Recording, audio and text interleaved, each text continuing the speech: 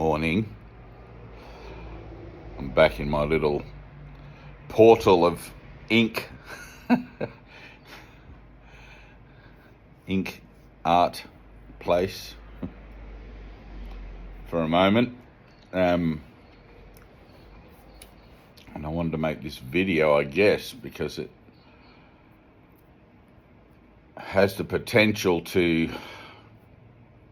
cover the entire continuum of time and space under the umbrella of healing, which will be very helpful and very handy to be able to grasp for the beginner, especially those who are looking to free their minds from the constraints of temporal association, of bodily association,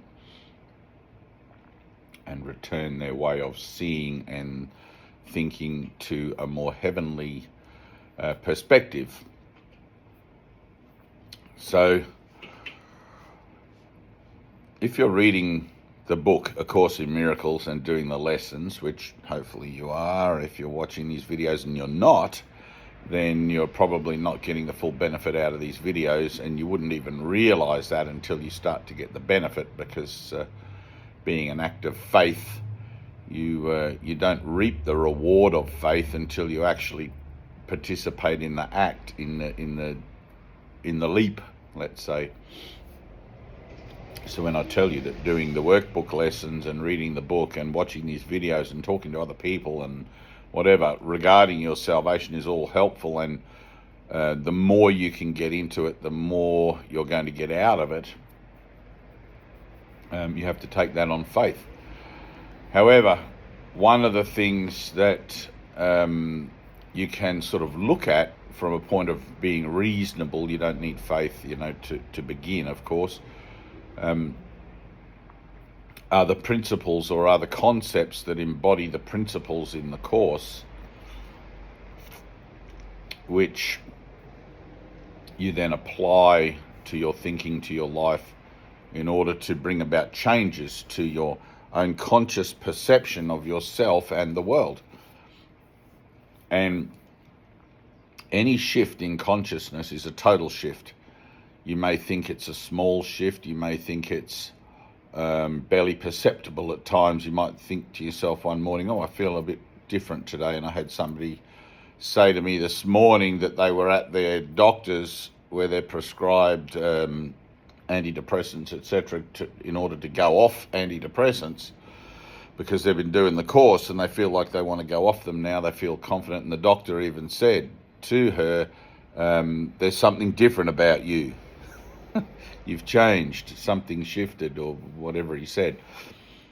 And well, of course that would happen. Of course you're going to get the witnesses to that as you go along, because you're in a process of change. That's what A Course in Miracles is. It's a process of changing your mind about the world and everything in the world. So one of the little traps, I guess, it's not really a trap, it's a point of maturity or a point of learning, is understanding, or coming to an understanding, that any part, it's like a hologram, any part of the process of healing represents the whole thing. So any individual grievance, let's say, right? So if you have a grievance, my next door neighbour always takes my newspaper or something. And you have a grievance. That grievance isn't against your next door neighbour for taking the newspaper. It may appear that way. The grievance is against God. The grievance is against the whole, right? Because mind is a whole state, in denial, or as it is in reality, which is creatively extending, right? And denial being miscreative expression of that. The dream, the Maya. So any one individual grievance represents the entirety of the continuum. So the continuum itself is a playground, let's say, or a forum or a stage wherein you come to act out. Initially, you come to act out the grievance against God.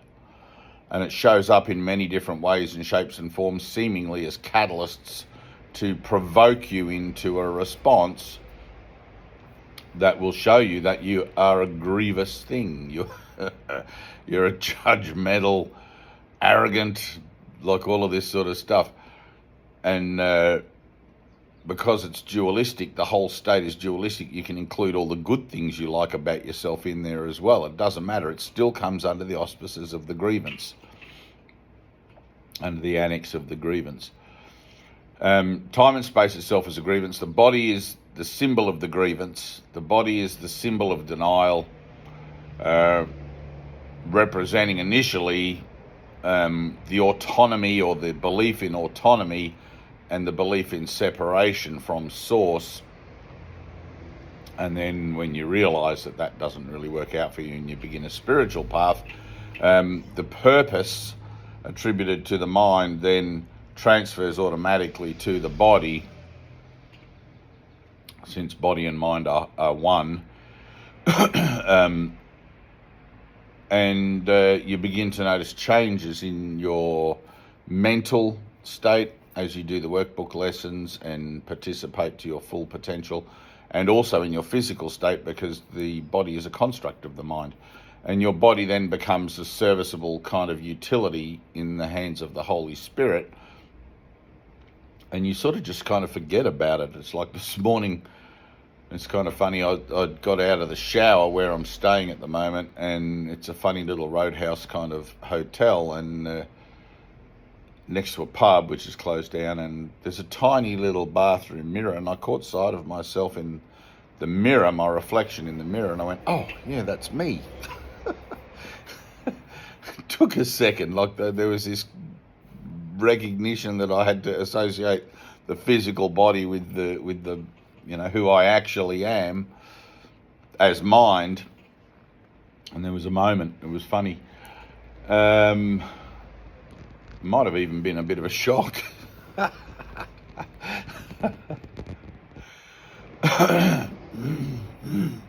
Anyway, so you're not actually healing individual grievances within the world. I've got a grievance with my neighbour, with my brother, with my workmates. I've got a grievance here, there and everywhere. No, you have a grievance with yourself, with your higher self. You have a grievance with God because you think that God is responsible for your suffering, pain and death. And in a sense, God is, because God is everything. But you being part of that and having the illusion of free will to maintain whatever state of mind you choose in this dimension, you only have two choices with that: to be happy or to be happy in denial, right? So it's the same thing. If you're in denial, if you're miserable all the time, well, you're happy being miserable, because there is only God's will, and God's will for you is perfect happiness. How you choose to experience that is up to you, but it's a whole state. You can't be partly miserable. You can't have a part of peace. You know, you can't have some inner peace. It's either you're at peace or you're not at peace. So the mind is a whole state in whatever aspect of its transitionary process it seems to find itself in. And at any given time, you can use any particular catalyst or any particular grievance that shows up as an individual grievance within the frame of the world to remind yourself that you're in a relationship with God. Your grievance is actually against God, showing up as a reflection of your thinking in a symbolic form, right? That you think you can manage, or you think you can recognize and understand and identify. And in a sense, it's the tip of an iceberg. So you can use that grievance to go beyond that grievance, to stay in the energy of it, right? Now, this is where you've got to begin to look at everything as energy. How does the grievance make me feel? It makes me feel sort of inside. Well, that goes all the way down, all the way to, all the way to coffee. To the idea or the place energetically within you, or the frame energetically within you, where the idea of the original sin or the idea of the separation or the error actually seems to have occurred. If you are a master meditator and have the capacity to be still long enough and allow that to take you where it needs to take you, it can take you to that place. As you get closer, the increases. It becomes more intense. And most people, and I'm just saying this, who are not most people that aren't experienced in being still, which is everyone on the planet, including me, usually run away. Right? It's like, oh, this energy is too intense, this energy, and you'll feel it as anxiety. You'll feel it as existential anxiety. Why do I feel this way? How come I'm feeling so antsy? Right? And you have these moments. Well, if you can be still in that antsiness and just to the point where you feel like running away, like imagine if you had a circle drawn around you to go through this process of getting into the with, if you could stay in that circle to the point where you feel like running away and getting out of the circle, to leave the circle and break that sort of process of healing, like just get me out of here. If you just stay for a minute more, just push the limit. Like it's like athletics. You hit the wall, you can't run, you got a stitch.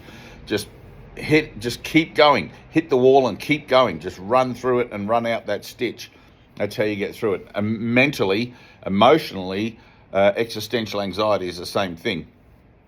Keep going until you, I think I've got something in my beer there. Bit of breakfast. Keep going until you get through it. Right? So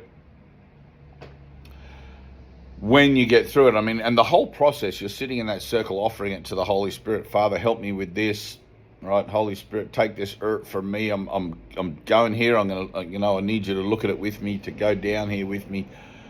And there's this sort of collaborative thing that goes on with your higher mind and your conscious mind, where there's a sense of connection, of doing it together. And you'll find at the point where you can't take it anymore and you just stay for that one extra moment, something will occur. Something else happens. You can call it a miracle, you can call it a shift, you can call it a whatever.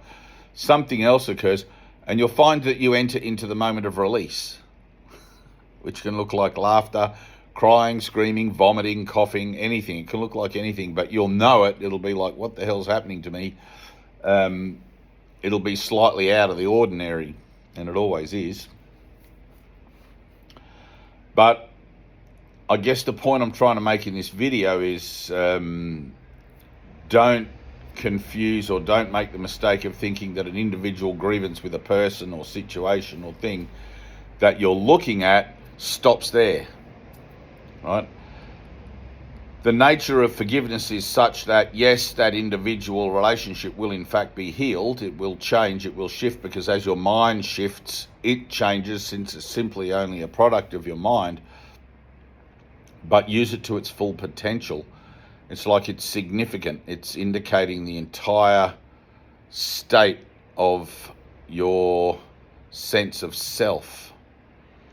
The idea that you would still even have a grievance, or that you have not yet found forgiveness to be all-encompassing as an idea of being grateful to everyone for everything, because everything's either a lesson or a blessing, means that you haven't yet accepted full atonement for yourself. You haven't yet completed your one responsibility to the realm, which is to accept atonement for yourself at one-ment. And you'll know when you've done that, because you'll have an experience that is not of this world, not of your body. In fact, no body, no world, and you'll find yourself back in eternity. You'll find yourself having the experience of the illumination or the enlightenment of your mind. And you'll remember what you have forgotten perfectly. You'll remember God, you'll remember eternity, you'll remember who your brothers are, you'll remember what life actually is, you'll remember everything.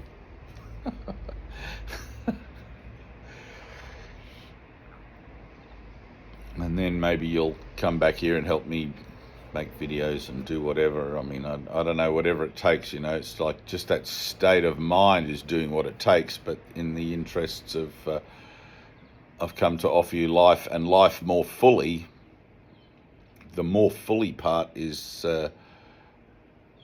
undoubtedly what you can add to your own gift of total forgiveness by representing then the curriculum to others, by representing as a witness to the truth in you, your own living statement, your own living message, and which is what I do through my videos. Take it or leave it. But mind is always whole. Mind is always whole. There is no time where there is a part of mind in one camp and part of mind in another. I'm either totally joyous and at peace and at love and connected with my world and all of that, or I'm totally miserable, totally shitty. And either way, I'm happy. And either way, I'm happy because that's how I'm choosing to experience my happiness. One sends the vibration down into the depths. And if you've got to go that way, go that way. And the other one raises it up into the spheres. And I would recommend that way, the way of forgiveness and tolerance and patience, etc. Much more than going down, because that was the way I went, not having A Course in Miracles, not having a teacher at the time, and found myself in the dark night of the soul, which it's a miracle I didn't kill myself. I had a knife against my wrist. I was ready, but my heart and my mind started praying. If I hadn't had any kind of spiritual exposure at that point, I think the knife would have won. But there was this something within me that just miraculously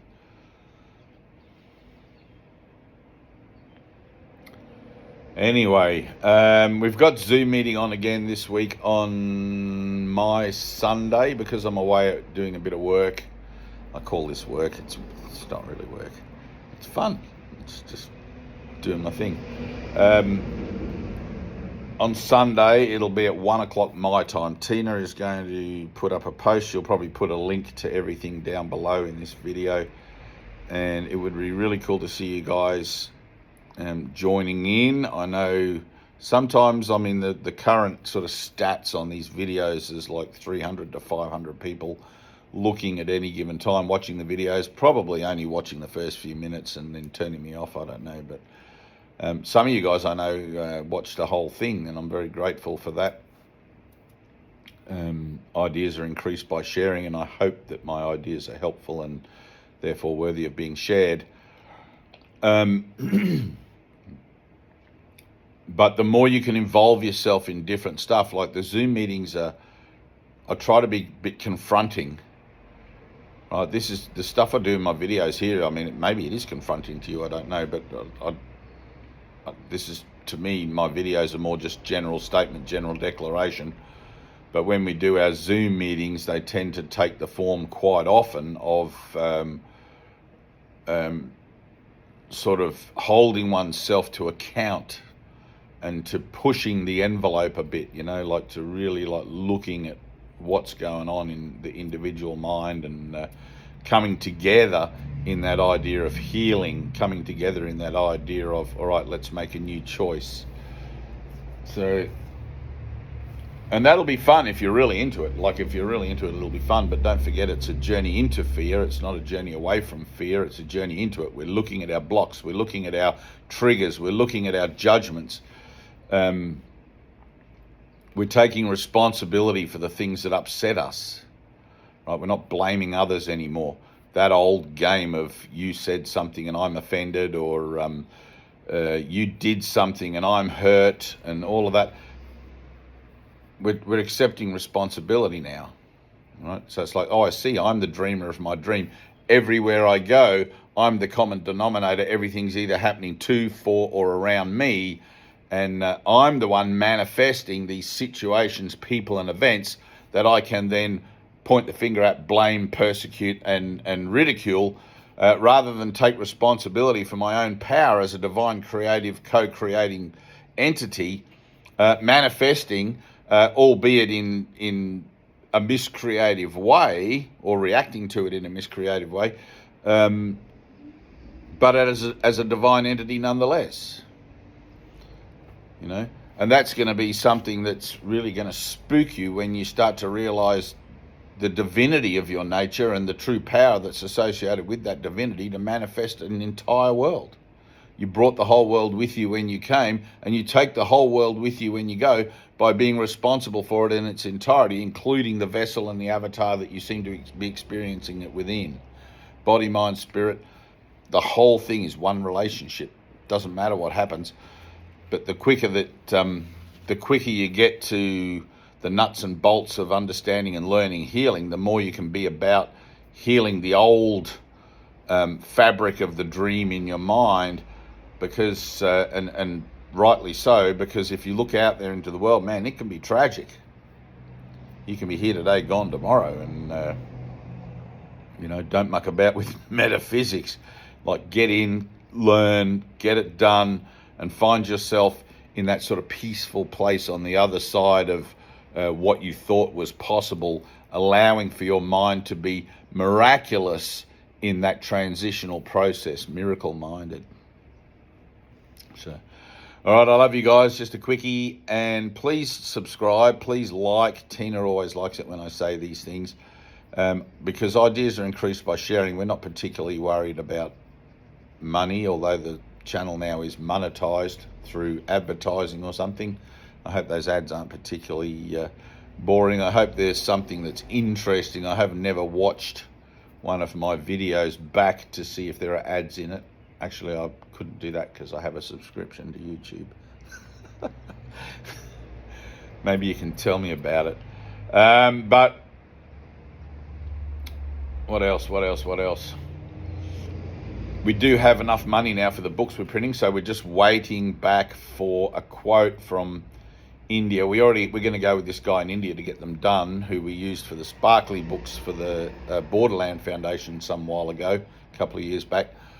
But he sent us a quote for shipping to Australia, and we need the quote for shipping to America. We're going to split it up into 3 or 4 destinations so that we don't have to handle double ship everything. It'll come straight from the printer. So what's today? Wednesday, Thursday, whatever. That we should have that by Friday. So God, I'm so excited.